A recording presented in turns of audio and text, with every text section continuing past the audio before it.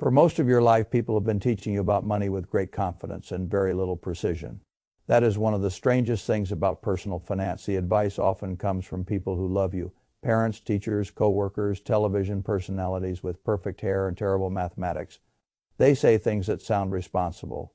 They say them over and over until the words begin to feel like law. Buy a house as soon as you can. Renting is throwing money away. Track every penny, cut out coffee. Avoid credit cards, pick the right stock, hire an advisor, follow your passion. I have heard some version of those ideas for decades, and I have watched them quietly cost ordinary people enormous amounts of money, time, and freedom. The sad part is that the people repeating these lines usually think they are helping. That is what makes bad money advice so persistent. It does not arrive looking like a con, it arrives looking like common sense. Then a person follows it for 10 or 20 years and cannot understand why he still feels behind, even though he did what responsible adults were supposed to do. That gap between obedience and results fascinates me. I have spent most of my life thinking about capital allocation, and one of the deepest lessons I ever learned is that the biggest financial mistakes are often not obvious acts of recklessness. They are widely accepted habits that feel prudent while quietly draining the future. That is why I want to speak plainly. I am not interested in helping people feel disciplined while they remain stuck. I am interested in helping them build a rich life that actually works. Not a life that looks respectable from the outside and feels tight in private. Not a life where every dollar is watched, every pleasure is policed, every month is stressful, and somehow the person is still not getting ahead. That is not wealth. That is financial theater. Real wealth feels different. It feels calmer, more deliberate, less guilty, more automated, less fragile. And once you understand what actually builds that kind of life, a great deal of popular money advice begins to look childish. The first lie I would throw out immediately is the idea that if you do not buy a house, you are throwing money away on rent. I have heard that sentence so many times it almost qualifies as a national prayer. People say it at family dinners with the tone of a moral truth. They say it to younger people as though they are passing down ancestral wisdom. And because it has been repeated so often, very few stop to ask the most basic question: compared with what? When someone says rent is throwing money away, I want to ask whether they have ever spent even 15 minutes with an amortization table. Most of them have not. They have a childlike picture of homeownership, buy a house, build equity, become secure. That is the whole cartoon. But real houses live in the world of interest. Taxes, insurance, repairs, maintenance, transaction costs, opportunity cost, and the timing of cash flows. That world is far less sentimental for a great many years. In a typical 30-year mortgage, the homeowner is not heroically building some glorious mountain of equity. He is paying the bank an extraordinary amount of interest while still carrying the full burden of ownership. That is not a moral failing. It is simply how the math works. I knew a couple once who were determined to buy because renting made them feel like they were being irresponsible adults. The phrase they kept repeating was the same one everybody repeats: we do not want to throw money away. They found a house that stretched them just far enough that it felt mature but still technically possible. The mortgage was large. The down payment took almost everything liquid they had. Then came property taxes, insurance, a hot water heater, a roof issue, a rising repair list. And one of the oddest transformations I have seen took place. They had purchased the image of stability and inherited a life of financial vigilance. They spent weekends at hardware stores. They spent evenings worrying about what would break next. They spent years paying interest and pretending to themselves that the mere existence of a deed made them wealthier than the family down the street who rented a beautiful apartment, invested consistently, and kept their mobility intact. This is what people miss. Rent is not merely a payment. Rent buys shelter, flexibility, predictability, and the right to call someone else when the pipes burst at 2 a.m. that has value. A mortgage is not merely a path to ownership. It is the minimum monthly payment before a long list of other obligations even begins. That has cost. I am not against home ownership. I have never been against it. I am against blind home ownership. I am against buying because some cousin who happened to buy in a different decade keeps repeating a slogan. He never bothered to test. A house can be a wonderful emotional decision. It can even be a fine financial decision in the right circumstances, but it is not automatically the best investment. And renting is not automatically losing.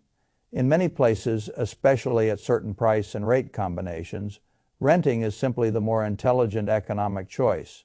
A person who rents a good place, invests the difference consistently, preserves mobility, and avoids surprise repair costs may come out far ahead of the person who bought because he wanted to feel grown up. That is what mature money thinking looks like. It asks what the real trade-off is, not what phrase sounds older and wiser. The second lie is the obsession with tracking every penny. I understand why people love budgets. Budgets feel virtuous. You open a spreadsheet. You color code categories. You assign little labels to every purchase. You argue with yourself about gummy bears and paper towels and whether coffee belongs under food or entertainment. For about 10 days, you feel like the chief financial officer of a small nation. Then life happens. You miss a few transactions, you get busy, you stop logging. The spreadsheet becomes a monument to another failed attempt at being disciplined. And then you tell yourself the problem is your personality. It usually is not. The problem is that for many people, the budgeting system is too fragile, too detailed, too dependent on constant supervision, and too focused on the wrong scale of decisions. I have looked at thousands of financial situations. What I keep seeing is not that people failed because they did not track pretzels with enough precision. They failed because their big numbers were out of control, the housing payment too high, the car payment too high, the debt load too high, the savings rate too low, the investment automation non-existent, the whole structure set up so that every month required too much effort and offered too little room. Then, as a final insult, they were told to solve this structural problem by categorizing toothpaste more carefully. That is nonsense. I have always preferred systems that reduce the number of daily acts of willpower required to stay on track. That is why I like what I think of as a conscious spending plan. Not because it sounds elegant, because it works in the real world. Money comes in, a portion covers fixed costs, a portion goes automatically to investments, a portion goes automatically to savings, and what remains is there to be spent guilt-free because the important jobs have already been funded. That is a far better system than peering at your latte like it is a moral failure. A rich life does not come from building a tiny prison around every daily purchase. It comes from setting up the structure correctly once and then living inside it. The best money systems are not the ones that make you think about money all day. They are the ones that let you think about money less, because the important parts are already handled. I am not trying to create people who become amateur accountants of their own grocery carts. I am trying to create owners. Owners fund the future first. Then they enjoy what remains without guilt. The third lie is the famous coffee nonsense.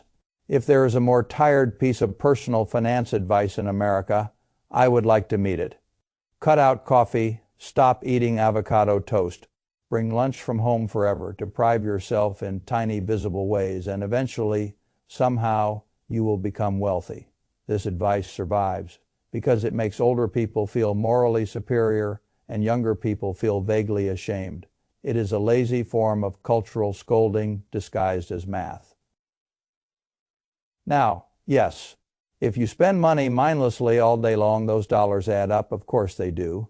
But that is not what most people are actually doing when they buy a coffee, go out once in a while, or order dinner on a hard week. What they are doing is living.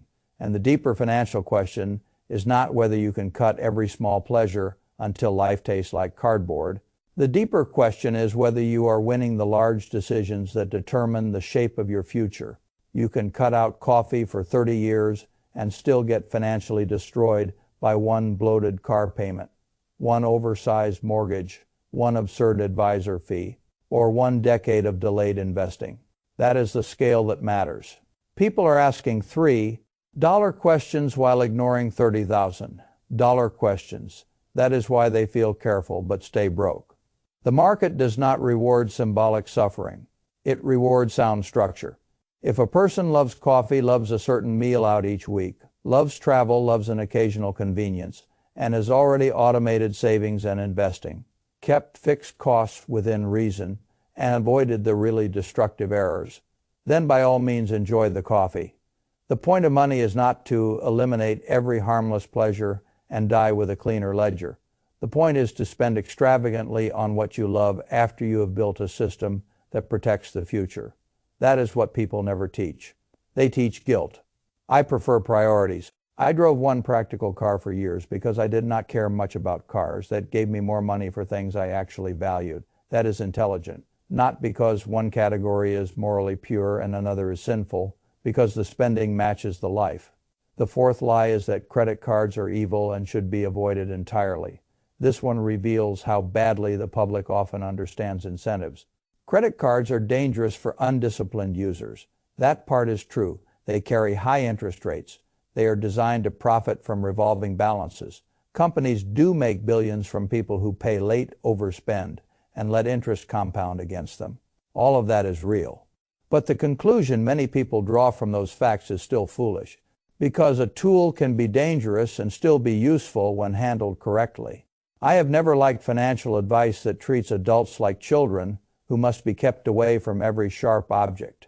That is not strength. That is fragility disguised as protection.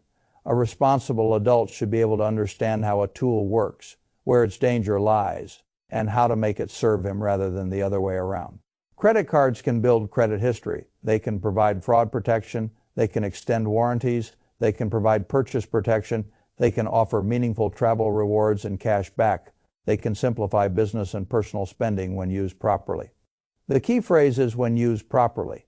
That means the balance gets paid in full every month. Not most months. Not when you remember every month. Automatically if possible. I have used credit cards for enormous sums over the years. And the reason they have been valuable to me is not because I borrowed irresponsibly. It is because I never made the interest my problem. When you pay in full, the equation changes. The company wants you to become the product. You refuse. That is a perfectly reasonable way to interact with a financial tool. Now, if someone is already in credit card debt, my answer changes. Debt of that kind should be attacked hard, aggressively, without self-pity, because the interest rate is usually too punishing to justify anything softer. But once a person has learned the lesson and corrected the structure, I do not think the answer is permanent fear. I think the answer is mastery. The fifth lie is that investing means finding the next hot thing. This is one of the most destructive fantasies in modern money. The public loves stories. A friend bought crypto early. A coworker picked the right stock. A cousin doubled money in some obscure trade and now cannot stop talking about it. People hear those stories and imagine wealth was created by spotting a lightning bolt before everyone else did. What they do not hear are the other trades, the losses, the blown-up accounts, the taxes, the stress, the timing errors, and the silent years where nothing worked nearly as well as the one story being repeated. This is gambler-esque accounting, and it is everywhere.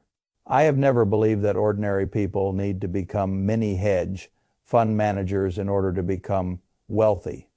In fact, I believe many of them would do far better if they accepted something much simpler. Broad ownership, low cost, long time, horizon automatic investing. Very little drama. That formula is so dull that people assume it cannot possibly be powerful enough. That is exactly why it works for so many. The market has returned very respectable long-term gains across meaningful periods, but only to people who stay invested. That is the hard part, not knowing. Staying the famous problem with market timing is not merely that it is difficult. It is that missing even a handful of the best days can devastate long-term outcomes, and the best days often cluster near the worst days when frightened people are already out of the market. That is the trap. The amateur says, "I will just step aside until things feel safer." What he usually means is that he will sell after fear rises and buy back after comfort returns. That is not a strategy. That is donating return to emotion. I have watched sensible people become extraordinarily wealthy simply by doing something that looked unimpressive while it was happening. They bought broad low-cost funds. They kept buying when the market was boring. They kept buying when the market was frightening. They did not ask every quarter to prove the whole thesis. They let time help. That is investing. Everything else is often just ego searching for applause. The sixth lie is that you need a financial advisor to manage your money. This one irritates me because the fee structure is often so calmly accepted when it should provoke far more suspicion. 1% sounds harmless until you understand compounding. Then it starts to look like a quiet leak drilled into the bottom of a boat. If a person begins with a decent sum, contributes regularly, and allows the market to do what it tends to do over long stretches, a 1% annual fee does not simply cost him 1% this year. It costs him layers of future compounding on top of what was removed. The effect grows and grows and grows until, over a working life, the fee can quietly strip away 6 figures or more. That is not trivial. That is life-changing money. Now, I am not against expertise. I am against lazy pricing and unnecessary dependency.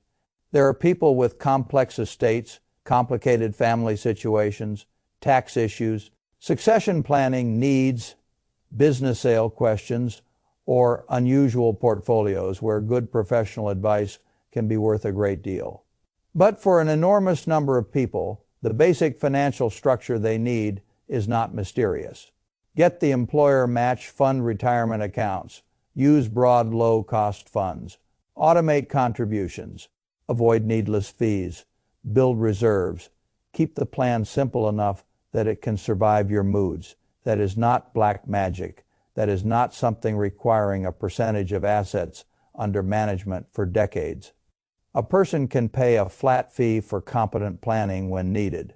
He does not need to donate a slice of his compounding forever just because an industry taught him to feel helpless around money. Money becomes less frightening when people learn the basics clearly. I am not trying to turn everyone into an analyst. I am trying to remove the fake mystery that makes them easy to overcharge. The seventh lie is the passion myth. This one may be the most emotionally seductive of all. Find your passion, follow your passion, turn your passion into your income, wait for lightning to strike and the right calling to reveal itself. Then somehow the money will follow. It sounds beautiful. It also ruins a lot of people because passion is a terrible first filter for economic design. Passion is unstable. Passion is romantic. Passion is often blind to the actual mechanisms that turn a skill into income. A person says, "I love photography." Very good. But does he love marketing himself, handling difficult clients, editing late into the night, managing cash flow, acquiring customers, dealing with revisions, and doing the repetitive, unpleasant work that turns a creative preference into a functioning business? That is the real question. The world does not pay well simply because you like something intensely. The world pays for value, it pays for reliability, it pays for problem solving, it pays for skill that someone else does not want to learn or does not perform as well. I have seen people build wonderful lives, not because they discovered a sacred passion in the beginning, but because they became excellent and highly paid at something useful, then used the freedom created by that money to explore the parts of life they truly loved. That is a much more reliable path, skill first. Income second, freedom third. Passion often grows after competence, not before it. There is a deep satisfaction in being good at something that the market rewards. There is also a deep satisfaction in no longer depending on your favorite hobby to pay every bill in the house.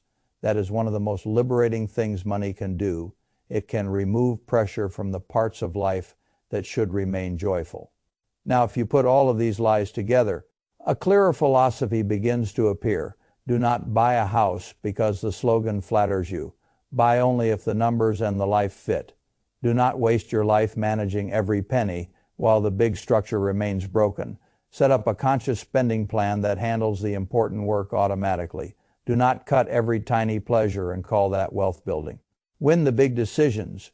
Use credit cards like an adult, not like a frightened child or a careless borrower. Do not chase hot investments to feel clever. Buy broad, productive assets and stay in the game. Do not pay endless percentage fees for mystery. Learn the basics and pay for real expertise only when it truly matters. Do not wait for passion to save you. Build valuable skills, get paid well, and then let freedom open the rest of life.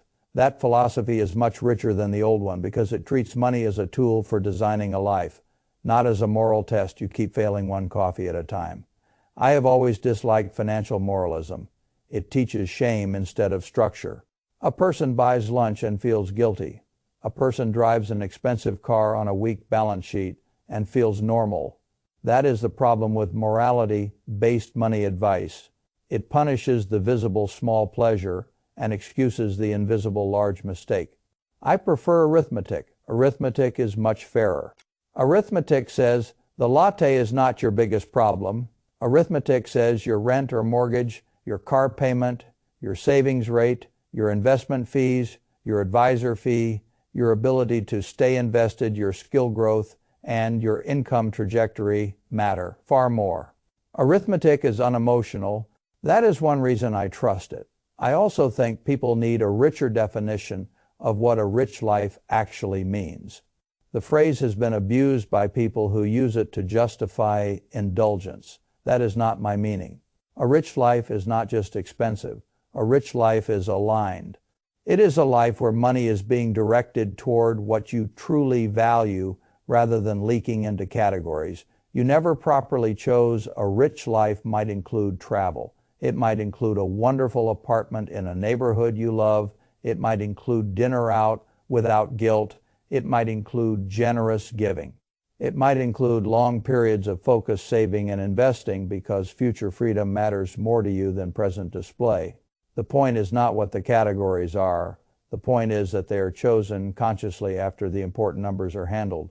That is why I say people should spend extravagantly on what they love and cut mercilessly on what they do not. Not as a slogan. As a design principle, if you do not care about cars, do not buy identity through cars. If you do not care about fashion, do not spend your future trying to look expensive.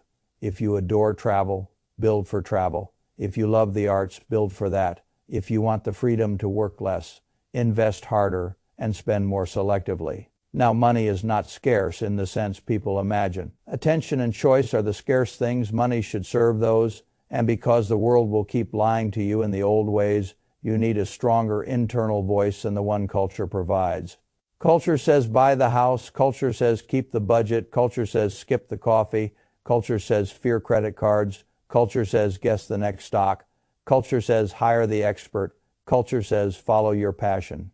A rational person asks instead what actually produces durable wealth and a life I want to live. That answer is never as dramatic as the public wants. It is usually quieter, earn more. Save automatically, invest consistently. Keep fees low, keep fixed costs sane. Use tools intelligently, spend meaningfully. Ignore status games, build skills. Stay in the market longer than other people can tolerate being bored. That is how the math begins to work in your favor. Not all at once, not with a grand revelation, piece by piece, month by month, decision by decision. And over time, a very interesting thing happens. The guilt starts to fall away. The panic starts to fall away. The feeling of doing everything right and still being stuck begins to disappear because you are finally doing the things that actually matter instead of the things that only sound disciplined. That is a very different life. I would much rather teach a person how to build that life than teach him how to feel bad about coffee for the next 30 years. Shame is cheap. A functioning system is valuable. I know which one I would rather own.